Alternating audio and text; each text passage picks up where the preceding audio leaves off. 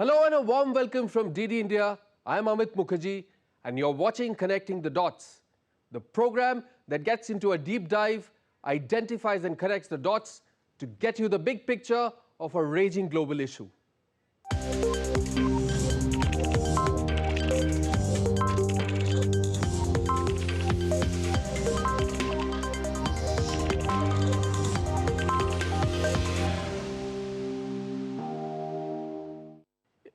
In this episode, we take a look at which way the Russia-Ukraine war is heading.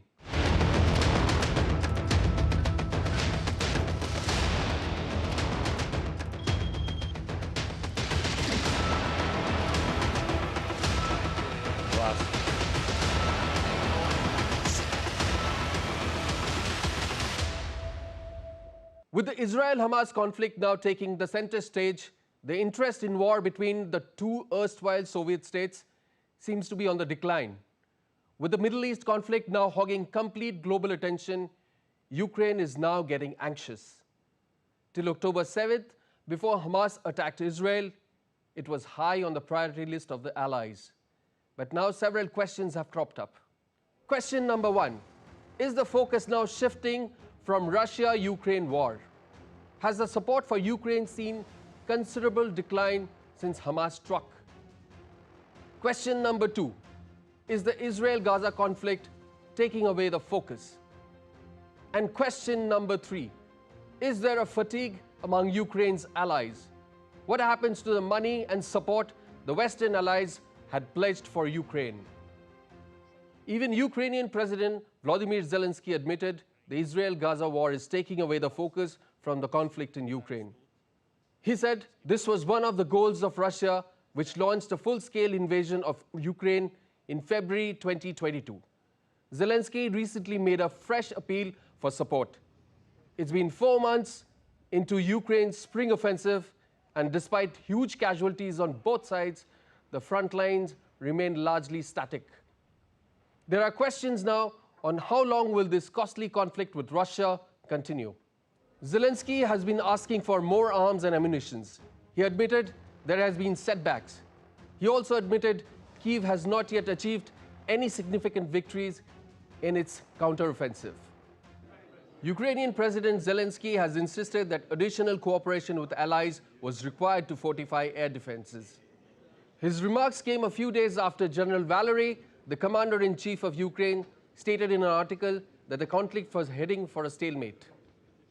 Stating that the Ukrainian forces are coming under severe Russian assault, Zelensky appealed for greater resistance from their Western allies, particularly with air defense. In the 21st month of the war, Zelensky admitted that there has been setbacks. He said Kyiv had not yet achieved any significant victories in its counteroffensive.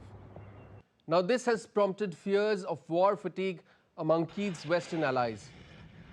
In fact, there has been signals of growing reluctance among nations to continue giving Ukraine advanced weapons and funds.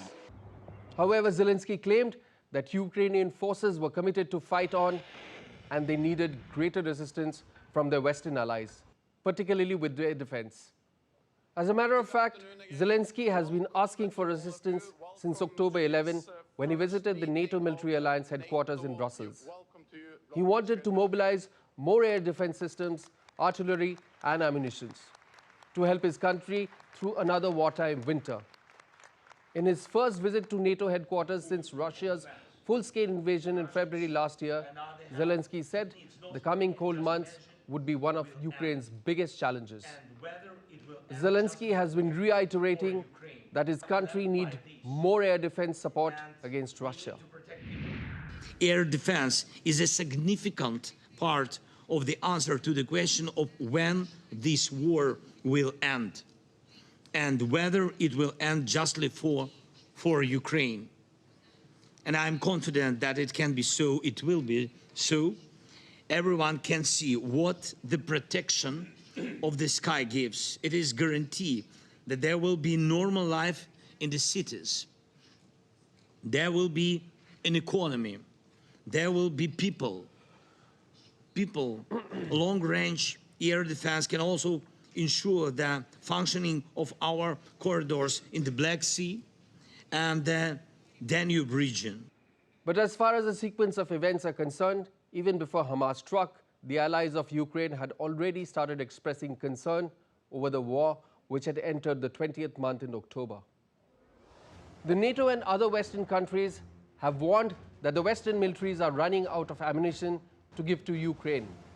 The warnings came during the Warsaw Security Forum meetings last month, as they urged the bloc's nations to ramp up production to keep Ukraine in the fight against Russia. Admiral Rob Bohr, the chief of NATO Military Committee and NATO's most senior military official, said the West ammunition stockpile is a matter of concern. And basically, we need the continued support from the political level, because it's not only the money, it is also the actions in the nations that lead to more readier forces and the capabilities we need. And if you actually see that in the 7 years before the war, the budgets went up already, but the industry did not increase the production capacity. And that has led to higher prices already before the war. And that actually has exacerbated by the fact that we now give away weapon systems to Ukraine, which is great, and ammunition, but not from full warehouses. We started to give away from half full or lower warehouses in Europe, and therefore the bottom of the barrel is now visible. The news of possible ammunition shortfall came after money to buy weapons for Ukraine was not included in a stopgap spending bill the US Congress passed at the weekend to avoid a federal government shutdown. Fresh uncertainty over the future of US aid arose when US House Speaker Kevin McCarthy, who advocated for support of Ukraine, was ousted from his leadership position by Republican colleagues. The developments have been troubling for Ukraine even before the focus shifted to the Middle East, as the war with neighboring Russia entered the 21st month. The situation raises question over keeping Russia engaged during winters amidst the Western commitment. But even amidst the uncertainties over the ongoing war, the rhetoric for support continue. US President Joe Biden has also reaffirmed US support for as long as it takes. However, beyond the political rhetoric, public support for the war is decreasing. And this is likely to have an impact on the Western support. Putin thought Ukraine was weak and the West was divided. As you know, Mr. President, I said to you in the beginning, he's counting on us not sticking together. He was counting on the inability to keep NATO united. He was counting on us not to be able to bring in others on the side of Ukraine. He thought he could outlast us. I don't think he's thinking that right now. Meanwhile, a question that arises: what is Russia's interest in Ukraine? Why is it so important for Russia? Russia has a deep cultural, economic, and political bonds with Ukraine. And in many ways, it has been central to Russia's identity and vision for itself in the world. Family ties. Russia and Ukraine have strong family bonds that go back centuries. In the former Soviet Union, Ukraine was a hub of agriculture production, defense industries, and military bases, including the Black Sea Fleet and some of the nuclear arsenal. So what triggered Russia-Ukraine war?